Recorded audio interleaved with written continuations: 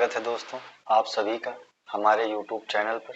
आज हम UP PCS 2022 की प्रारंभिक परीक्षा को ध्यान में रखते हुए भारतीय इतिहास एवं कला संस्कृति के कुछ महत्वपूर्ण प्रश्नों पर चर्चा करेंगे।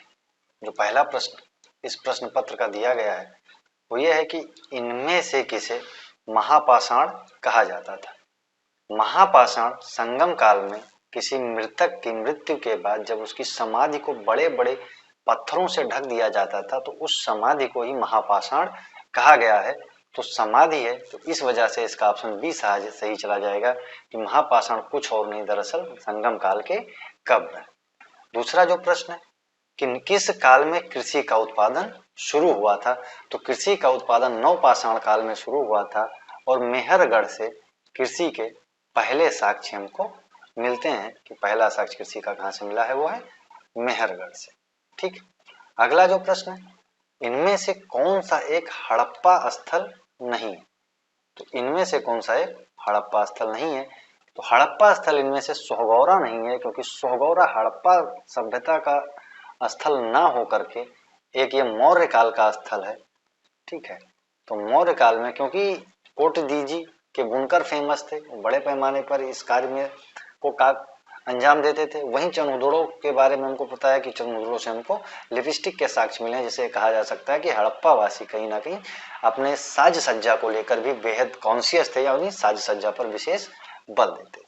वहीं जो अगला प्रश्न है चौथा प्रश्न, उसमें कहा गया मेलुहा नाम से किसे जाना जाता था। ठीक है, मेलुहा के नाम से सिंधु को जाना जाता था, यानी हड़प्पा सभ्यता को ही जाना जाता था क्योंकि मेसोपोटामिया के शासक सम्राट सारगोन के अभिलेख से हमको पता चलता है कि मेसोपोटामिया में यहाँ से दिलमन माकन और मेलुहा के व्यापारी वहां व्यापार और वाणिज्य करने जाते थे, यानी व्यापार करने के लिए वो लोग मेसोपोटामिया तक जाते थे, जिसमें से जो दिलमन है वो बिचौलिए का कार्य करता था, वहीं मेलुहा के व्यापारी वहां पे अपना सामान लेके जाते थे। तो मेलुहा को, ठीक है, सिंधु को ही उसमें मेलुहा कहा गया है, तो इसलिए हमारा ऑप्शन इसका कौन सा सही चला जाएगा, डी सही चला जाएगा। ठीक। अगला जो प्रश्न कि किस ग्रंथ में गायत्री मंत्र के नाम से प्रसिद्ध मंत्र मिलता है, तो गायत्री मंत्र के नाम से प्रसिद्ध मंत्र ऋग्वेद में मिलता है, जिसकी रचना विश्वामित्र के द्वारा की गई है। विश्वामित्र के द्वारा की गई। अगला प्रश्न, पुराणों में किस वंश के शासकों को श्री पर्वतीय कहा गया है, तो पुराणों में श्री पर्वतीय इक्ष्वाक वंश के शासकों को कहा गया है और कोई वंश नहीं। जिस इक्ष्वाक वंश के ही जो हमारे यहाँ पे राजा थे वो थे मर्यादा पुरुषोत्तम भगवान श्री राम, भी इसी वंश से संबंधित माना जाता है। ठीक है। अगला जो प्रश्न कि वह कौन सा राजकुमार था जो अपने पिता की मृत्यु के लिए उत्तरदायी था, तो दरअसल अजात शत्रु ने अपने पिता बिंबिसार की हत्या करके मगध की राजगद्दी पर विराजमान हुआ था या मगध की शासन सत्ता को अपने हाथ में लिया था। ठीक। अगला प्रश्न कि इनमें से कौन सा महाजनपद नहीं है। इतिहास में दरअसल 16 महाजनपदों की चर्चा मिलती है, जिसमें से काशी, कौशल, अंग, मगध, वज्र, मल्ल, चेदी, वत्स, पांचाल, मत्स्य, सूरसेन, अस्मक, अवंती, गांधार, कम्बज और कुरु महाजनपद है। तो इसमें से किसका नाम हमने नहीं लिया, तो था पुहार का नाम, क्योंकि पांचाल, गांधार और मगध जिनमें से सबसे बड़ा महाजनपद था क्योंकि उसकी ज्योग्राफिकल कंडीशन की वजह से जहाँ पे एक अच्छी मात्रा में अनाज का उत्पादन हो सकता था। दूसरा चीज, नदी तटीय क्षेत्र होने के कारण प्राकृतिक सुरक्षा मिलती थी, जिससे दुश्मनों को आवाजाही में आक्रमण करने में थोड़ा सा परेशानी होती थी। वहीं नदियों की उपस्थिति कहीं ना कहीं जल मार्गों या जलयानों के यातायात के लिए एक बेहतरीन माध्यम उपलब्ध कराती थी। वहीं दूसरी तरफ वज्र और मल्ल दो ऐसे महाजनपद थे जिसमें गणतंत्रात्मक शासन प्रणाली विद्यमान थी, यानी वहां के राजा वंशानुगत ना होकर के उनका चयन भी किया जाता था। ठीक है। तो अगला प्रश्न, भारत में सिकंदर की सफलता के संदर्भ में निम्नलिखित कथनों पर विचार कीजिए।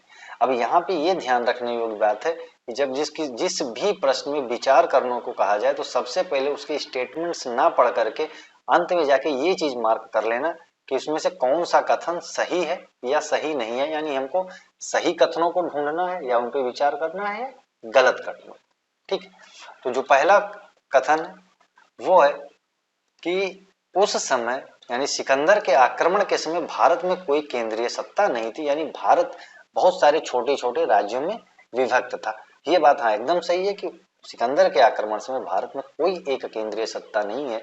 जब किसी भी राज्य में या किसी भी देश में एक केंद्रीय सत्ता नहीं होती है, वो कई सारे विखंडित राज्यों में बटा होता है, तो उसको जीतना व उस पर अपनी सफलता प्राप्त करना थोड़ा सा आसान हो जाता है। तो पहला कारण एकदम से सही है कि केंद्रीकृत सत्ता ना होना कहीं ना कहीं भारत की एक कमजोरी थी। वहीं दूसरा जो इसी से जुड़ा है कि अगर केंद्रीकृत सत्ता नहीं होती है तो उसके पास राजस्व की कमी होती है, उसके पास अन्य संसाधनों की कमी होती है, जिसके कारण से वो अपने यहाँ पे एक बहुत बड़े पैमाने पर प्रशिक्षित सेना नहीं रख सकता था। तो दोनों के दोनों स्टेटमेंट सही है कि सिकंदर की सफलता में लेकर केंद्रीय सत्ता का ना होना और जो भी राजा रजवाड़े थे उनके पास प्रशिक्षित सैन्य बल का ना होना, तो दोनों स्टेटमेंट हमारे सही, जो कि सिकंदर की सफलता में एक महत्वपूर्ण कारणों में के रूप में नजर आते हैं। ठीक है, अगला जो प्रश्न है कि बैसाख बौद्ध धर्म में किससे संबंधित है? तो बैसाख दरअसल बुद्ध की जयंती से संबंधित है, जो कि पूर्णिमा के दिन मनाया जाता है। ठीक, पूर्णिमा, बुद्ध पूर्णिमा का महत्व इतना ज्यादा इसलिए है क्योंकि बुद्ध का जन्म, उनको निर्वाण प्राप्ति के साथ साथ उनको महापरिनिर्वाण भी उसी दिन प्राप्त हुआ था। ठीक, यानी निर्वाण यानी उनको ज्ञान प्राप्ति। बुद्ध ने, अगला जो प्रश्न है कि बुद्ध ने अपने सर्वाधिक उपदेश कहाँ दिए थे? तो बुद्ध ने अपने सर्वाधिक उपदेश श्रावस्ती में दिए थे और कहीं नहीं दिए थे। ठीक है, अगला जो प्रश्न है निम्नलिखित कथनों पर विचार कीजिए। तो विचार करने में से पहले ही बताया हमको ये फाइंड आउट करना होगा कि हमको सही कथन चुनने हैं या गलत कथन भी चुनने हैं। तो उसके लिए सबसे नीचे प्रश्न के जाएंगे तो उसमें लिखा गया ऊपर दिए गए कथनों में से कौन सा कथन सही है। तो जो पहला कथन हमारा है वो ये है कि बुद्ध ने के किसी भी संभाषण को उनके जीवन काल में नहीं लिखा गया। संभाषण यानी उन्होंने जो भी उपदेश दिए, जो चर्चाएं परिचर्चाएं की, उसको उनके जीवन काल में नहीं लिखा गया। ये बात एकदम सही है क्योंकि उनके मरने के बाद यानी उनके महानिर्वाण परिनिर्वाण की प्राप्ति के बाद उनके शिष्यों के द्वारा इन सब का वर्णन किया गया। दूसरा जो स्टेटमेंट है कि दीपवंश तथा महावंश की रचना श्रीलंका में हुई। दीपवंश और महावंश दोनों बौद्ध धर्म से संबंधित साहित्य हैं, जिसमें से दीपवंश से श्रीलंका के इतिहास का पता चलता है। वहीं महावंश में मगध के जो राजा हुए या मगध के शासकों का एक क्रमबद्ध वर्णन मिलता है, यानी क्रमबद्ध सूची मिलती है। और ये बात भी सही है कि दोनों की रचना श्रीलंका में हुई है। तो हमको क्या ढूंढना था कि कौन से कथन सही है, तो इस हिसाब से हमारे दोनों कथन एकदम सही है। ठीक, अगला प्रश्न कि किस अभिलेख में अशोक का नाम अभिलेख मिलता है, जो प्रश्न संख्या 13 है। अशोक का नाम किस अभिलेख में अशोक के नाम का उल्लेख किया गया है? तो अशोक के जो भी जितने भी शिलालेख मिले हैं, चाहे वो बृहद शिलालेख के रूप में हो, चाहे लघु शिलालेख के रूप में हो, चाहे गुफा शिलालेख या गुहा शिलालेख के रूप में, जो अशोक के अभिलेख थे, पहली चीज अशोक के अभिलेख राज्यादेशों के फॉर्म में है, यानी जो अशोक के द्वारा दिए गए आदेश थे उसको इंगित करते हैं। ठीक है, जो उनके बृहद शिलालेख, वही लघु शिलालेख जो है उनके व्यक्तिगत जीवन के बारे में पता चलता है। तो जो पहला लघु शिलालेख है उसमें से अशोक का नाम अशोक वर्णित मिलता है। इसके साथ साथ मास्की, गुर्जर, नेट्टूर और उद्गोलम जैसे शिलालेखों में भी अशोक का नाम अशोक मिलता है। वही अशोक के जो अभिलेख थे वो ब्राह्मी, खरोष्टी, ग्रीक और अरमाइक लिपि में लिखे गए हैं, जिसका सबसे पहले विकुटन यानी जिसको सबसे पहले उसने पढ़ा था उसका नाम क्या था? James Prinsep. यानी अशोक को अभिलेखों को पढ़ने का जो श्रेय जाता है वो किसको जाता है? जेम्स प्रिंसेप को जाता है। ठीक, अगला प्रश्न, इनमें से अंतिम मौर्य सम्राट कौन था? अंतिम मौर्य सम्राट बृहद्रथ को माना जाता है क्योंकि बृहद्रथ की हत्या करके पुष्यमित्र शुंग ने, जो कि बृहद्रथ का ही सेनापति था, उसने शुंग वंश की नींव डाली है। इस वजह से बृहद्रथ को अंतिम मौर्य सम्राट माना जाता है। अगला प्रश्न है, किसने सुदर्शन झील का जीर्णोद्धार कराया? सुदर्शन झील काफी इंपॉर्टेंट प्रश्न है, हमेशा से फेवरेट रहा है पीसीएस परीक्षा को ध्यान में रखते हुए कि कभी न कभी निर्माण पूछा जाता है, कभी पुनर्निर्माण पूछा जाता है या जीर्णोद्धार पूछा जाता है। तो इतिहास में 5-6 बार इसका जिक्र आता है। तो सुदर्शन झील का निर्माण चंद्रगुप्त के शासन काल में सौराष्ट्र प्रांत के प्रांतपति यानी वहां के गवर्नर पुष्यगुप्त वैश्य ने करवाया था, जिसका आगे चल करके जीर्णोद्धार रुद्रदामन प्रथम ने करवाया था। तो 15 का ऑप्शन हमारा बी सही चला जाए। ठीक। 16वां प्रश्न जो है कि भारत में सबसे पहले सोने के सिक्के किसने जारी किए थे? तो भारत में सबसे पहले सोने के सिक्कों को जारी करना का श्रेय हिंद यूनानियों को जाता है, यानी इंडो ग्रीक शासकों को जाता है। ठीक। अगला प्रश्न कि इनमें से किसे विष्टि कहा जाता था? विष्टि का मतलब था बेगार करने वाले लोग। बेगार क्या होता है? जब किसी भी व्यक्ति से आप काम करवा लें और उसके बदले में उसको आप भुगतान ना करें, या किसी भी तरह से आप उनसे काम अपना निकलवा लें और उसके बदले में जो भी उसका पेमेंट बचता है वो पेमेंट आप ना करें, तो यानी आप उससे क्या करवा रहे हैं?